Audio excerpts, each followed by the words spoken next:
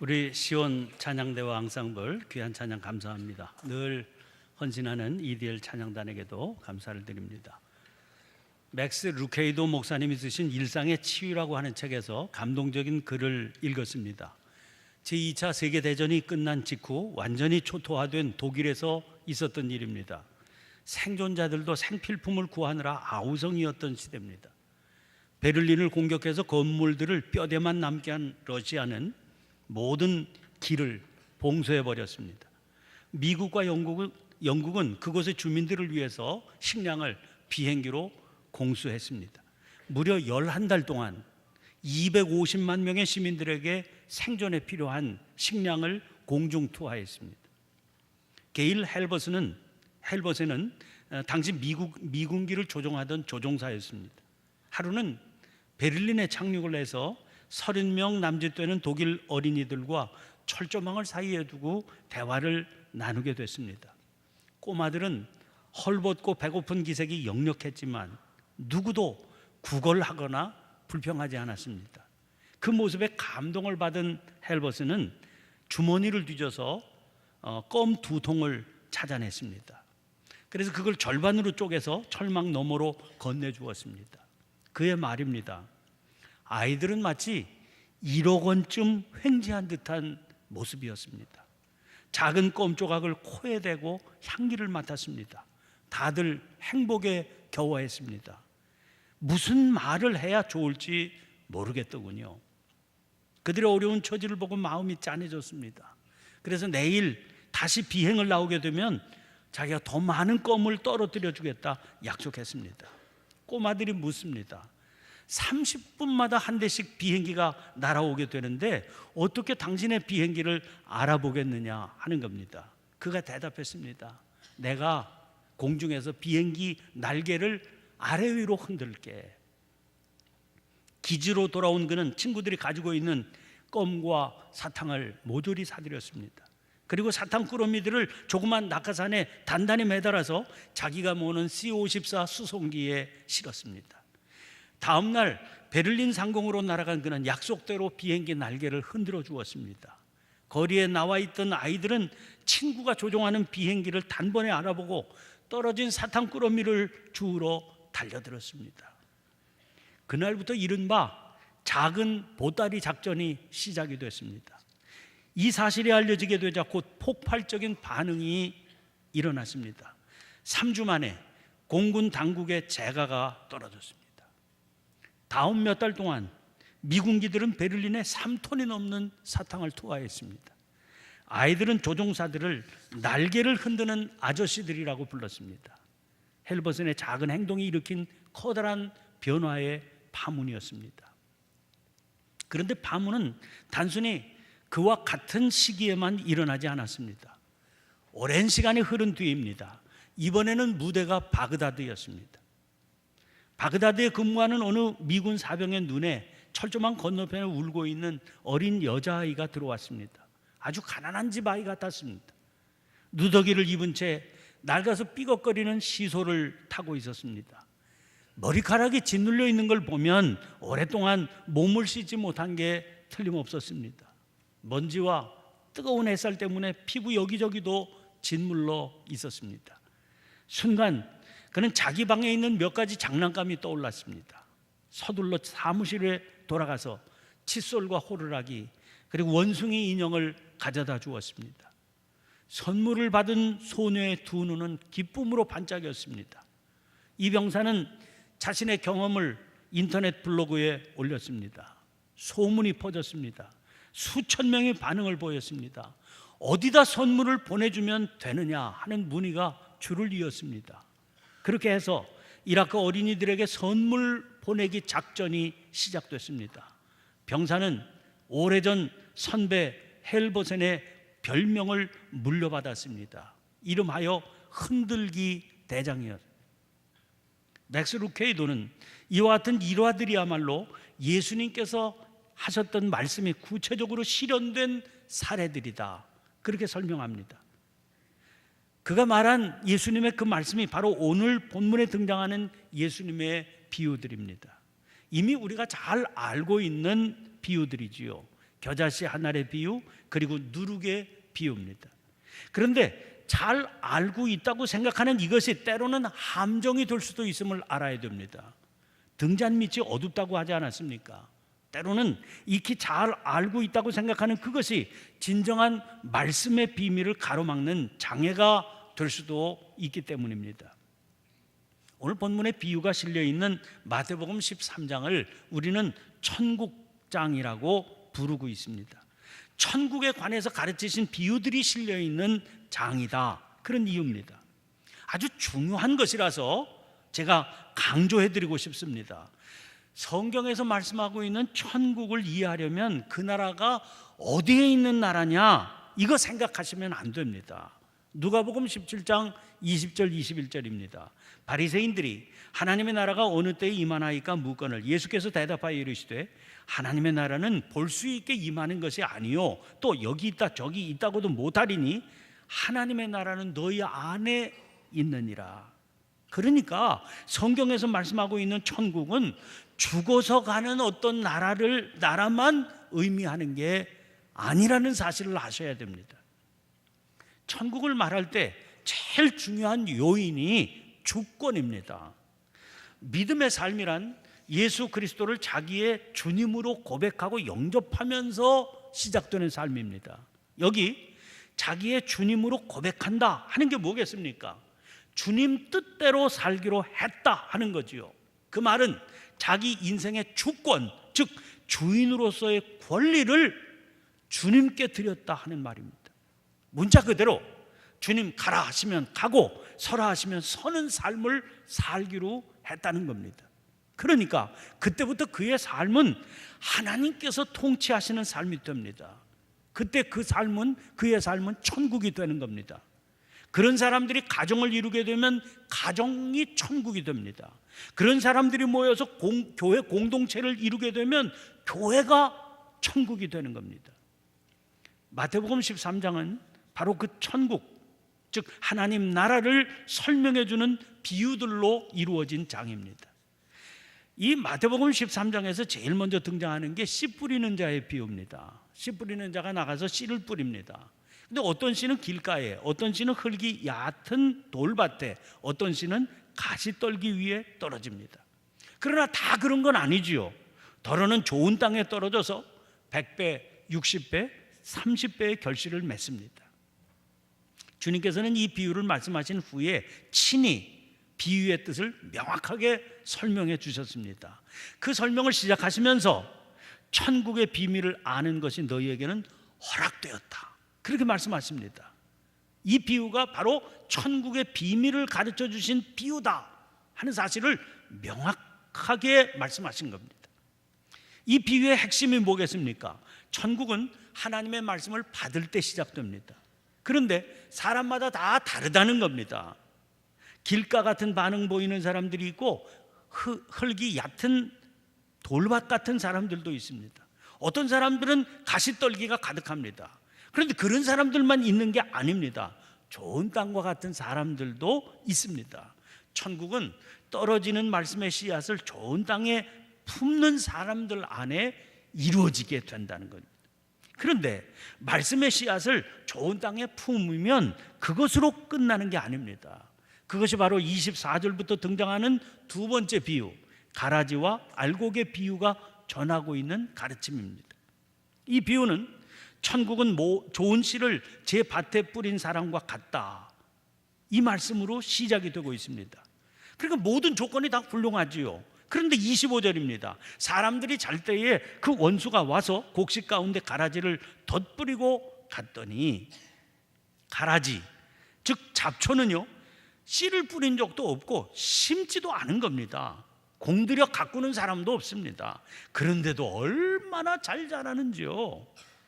자, 이제 싹이 나고 결실할 때가 되었습니다. 보니까 좋은 씨를 뿌렸건만 뿌리지 않은 엉뚱한 가라지가 같이 있는 겁니다. 그래서 종들이 주인에게 물어요. 우리가 가서 이것을 뽑을까요? 주인이 만류합니다. 가만두어라. 가라지를 뽑다가 곡식까지 뽑을까 염려하노라. 둘 다 추수 때까지 함께 자라게 두라. 추수 때에 내가 추수꾼들에게 말하기를 가라지는 먼저 거두어 불사르게 단으로 묶고 곡식은 모아 내 곡간에 넣으라 하리라. 자, 이제 이 말씀의 진행을 보시면 13장의 비유가 따로따로 떨어진 비유가 아니라 연속 진행형 비유로구나 하는 걸 쉽게 파악하실 수 있습니다. 그러니까 그 뒤에 이어지고 있는 오늘 본문의 비유도 여기에 이어지는 내용을 담고 있는 비유입니다. 이 비유를 통해서 주님은 뿌리는 씨에 주목하십니다.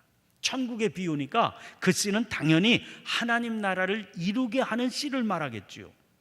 주님은 그 씨가 마치 겨자씨 한 알 같다 하셨습니다. 예수님의 말씀 가운데 이 비유 외에도 겨자씨가 또 한 번 등장합니다.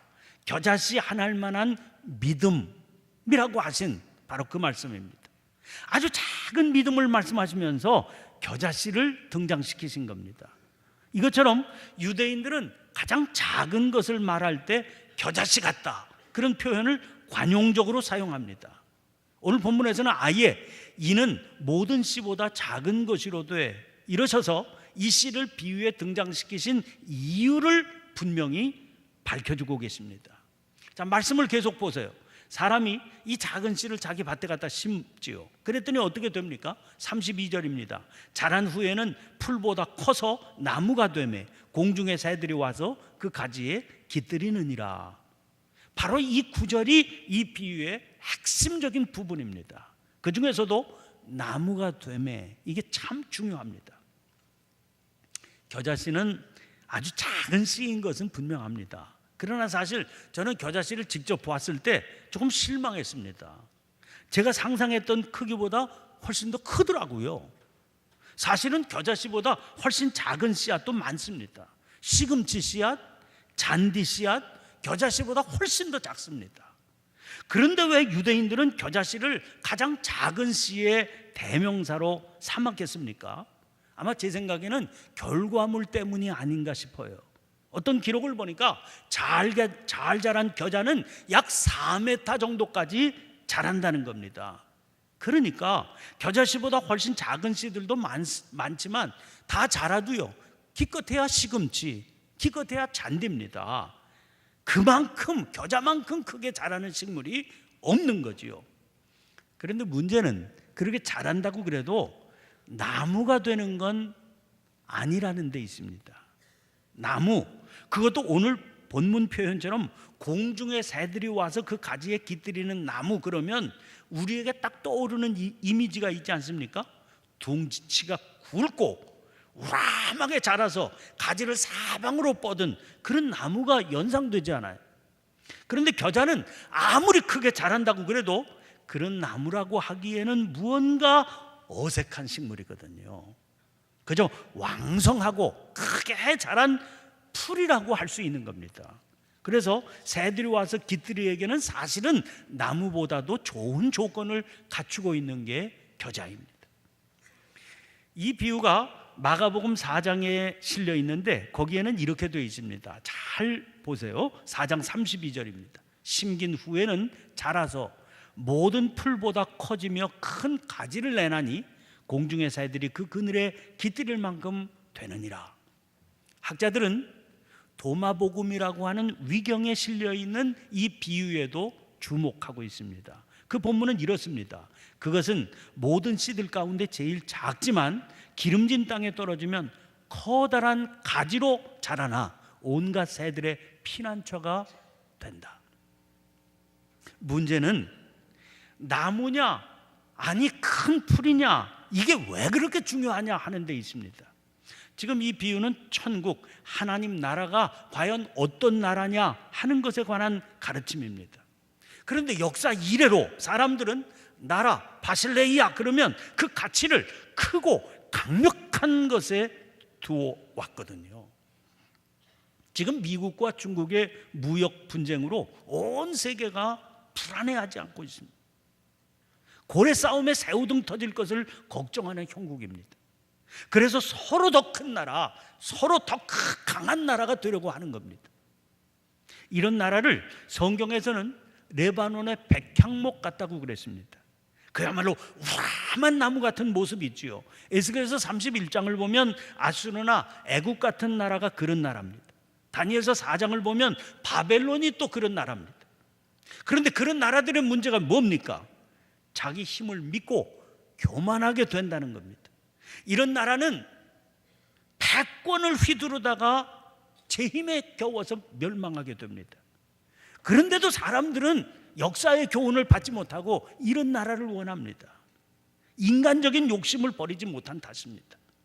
지금 주님께서 말씀하신 비유를 잘못 받아들이게 되면 하나님 나라도 마치 레바논의 백향목 같은 그런 나라인 것처럼 오해하게 되는 겁니다. 그래서 교회도 그런 모습을 갖추려고 발버둥 치는 경우가 생기는 겁니다. 주님께서 말씀하신 나라는 그런 나라가 당연히 아니겠죠.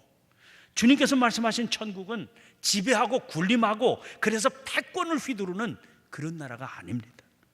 웅장하고 우람하지는 않지만 풍성하고 부드러운 가지를 펼쳐서 겸손하게 그 품에 많은 새들을 품고 자유롭게 살게 해주는 겨자 가지와 같은 그런 나라입니다.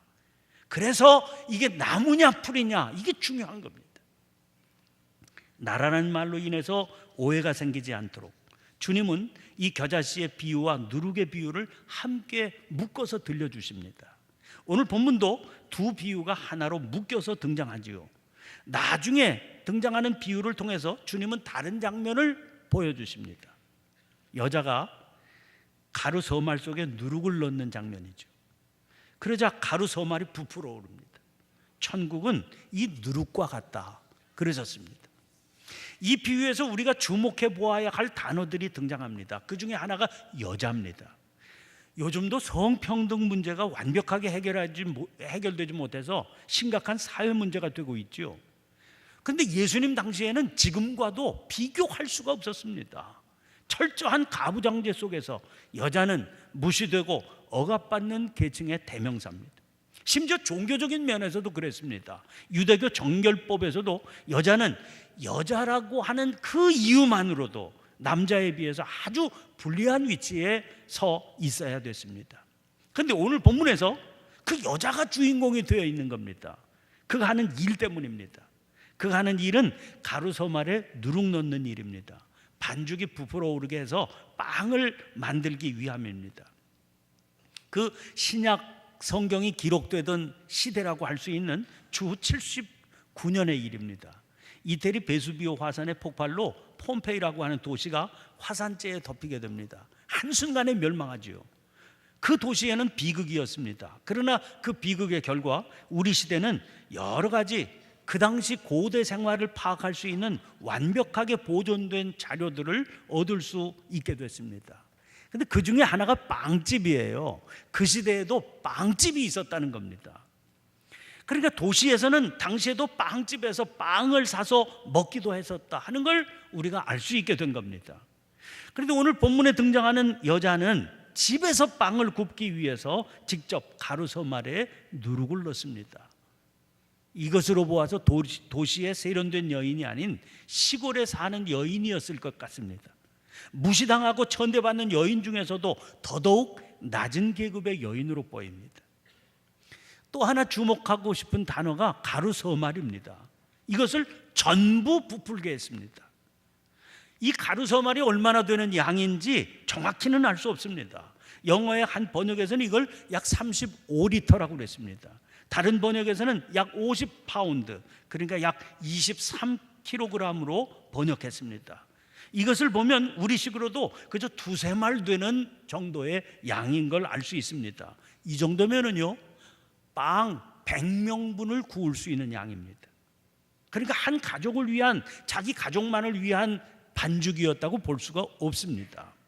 그런데 창세기 18장 6절을 보면 아브라함이 자기 집에 찾아온 천사들을 대접하기 위해서 준비한 가루가 세스하였는데 공동번역에서는 이것을 서말이라고 옮기고 있습니다.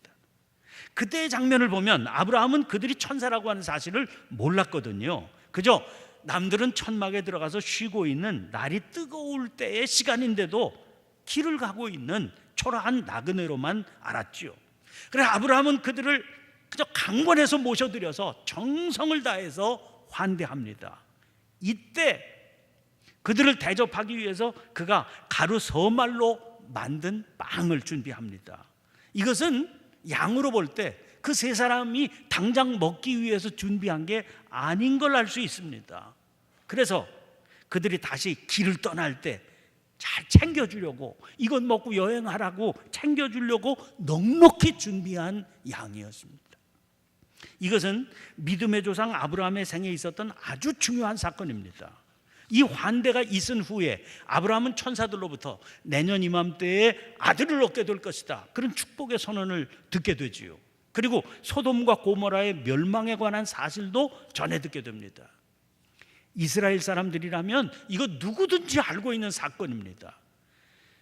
히브리서 13장 1절 2절에 형제 사랑하기를 계속하고 손님 대접하기를 잊지 말라, 이로써 부지 중에 천사들을 대접한 이들이 있었느니라. 이 말씀을 보면 아무런 설명도 없는데 이런 식으로 말씀해도 이스라엘 사람들이라면 누구든지 이건 아브라함의 그 사건이로구나, 이걸 알 수 있을 정도입니다. 그러니까 여러분, 가루 서말 그러면 낯선 나그네를 환대하는 그 일을 연관지어서 생각할 수 있는 그런 단어입니다. 자, 생각해 보세요. 세상과 사람들로부터 무시당하고 살던 시골의 한 여인입니다. 그런 그가 누군가를 환대하기 위해서 서말 가루 속에 누룩을 넣습니다. 이거 대단한 마음이지요. 천국은 그때의 그 누룩과 같다, 그러신 겁니다. 아브라함은 그 일로 놀라운 경험을 하게 되지 않습니까? 그와 같은 놀라운 일, 엄청난 일이 벌어질 것 같이 느껴지지 않습니까? 이 두 개의 비유를 연결시켜 보시면 천국의 모습이 드러나 보입니다. 하나님께서 통치하시는 나라는 겸손한 마음으로 누군가를 섬기며 돌보는 가운데 이루어지는 나라입니다. 대단한 사람 아니라도, 또 엄청난 일이 아니라도 좋습니다. 누군가에게 행복과 기쁨을 전하기 위해서 겸손한 마음과 모습으로 그 길을 걸으면 시간이 가면 갈수록 엄청난 열매가 맺혀지게 되는 나라, 그게 하나님 나라라는 거예요. 1955년 어느 가을입니다. 미국 오레곤주 유게네라고 하는 마을 신문에 마을 회관에서 종교 영화 집회가 열린다 하는 광고가 실렸습니다. 그렇게 많은 사람들이 모이지는 않았습니다. 그런데 그 자리에 한 가난한 농부 부부도 참석했습니다. 그날 상영된 영화는 한국 전쟁에 관한 영화였습니다. 전쟁 중에 생긴 고아 이야기, 그리고 미국 병사들하고 한국 여인 사이에 태어난 혼혈 고아들에 대한 이야기의 영화입니다. 결론은 그런 고아들을 돌볼 수 있는 손길을 지금 목마르게 찾고 있다, 그게 결론이었습니다. 영화가 끝나고 농부 부부는 집으로 돌아가면서 서로 말했습니다. 참 불쌍하네. 그렇지만 우리는 가난한 농부니 우리 같은 농부가 뭘 할 수 있겠어. 그리고 며칠이 지납니다. 날이 갈수록 그들에게는 그날의 영화 장면이 자꾸만 선명하게 떠오르는 겁니다. 그래서 부부는 기도하게 됩니다. 그래서 기도하면 할수록 그 일에 대한 소명이 자기들에게 주어진 소명이다 하는 그런 마음이 오는 겁니다. 견디지 못하고 결국 그들은 농장의 일부를 팔았습니다. 직접 한국에 와서 혼혈고아 8명을 양자로 삼아서 미국으로 데려가 기르게 됐습니다. 이 사실이 다시 마을 신문에 사진과 함께 기사로 나갔습니다. 기사를 읽은 여러 곳에서 그들을 돕겠다 그런 편지가 왔고, 어떤 가정에서는 자기들도 혼혈고아를 데려다가 양자로 맡아서 키우겠다 그런 연락이 오게 됐습니다. 결국 이 농부 부부는 자기들의 농토를 다 팔게 됐습니다. 그리고 이 일에 전적으로 매달리게 됐습니다. 그 후에 이 부부는 무려 16,000명의 전쟁 고아를 각 가정에 맺어주게 됩니다. 이 농부가 유명한 홀트 복지회의 창시자인 해리 홀트입니다. 이게 하나님께서 통치하시는 천국의 모습입니다. 사랑하는 성도 여러분, 겨자씨는 비록 작지만 그 안에는 생명이 있습니다. 그래서 밭에 심겨지게 되면 큰 가지로 자라서 많은 새들을 품을 수 있습니다. 천국은 누룩처럼 서말 가루도 부풀어 오르게 해서 누군가를 섬길 수 있게 해줍니다.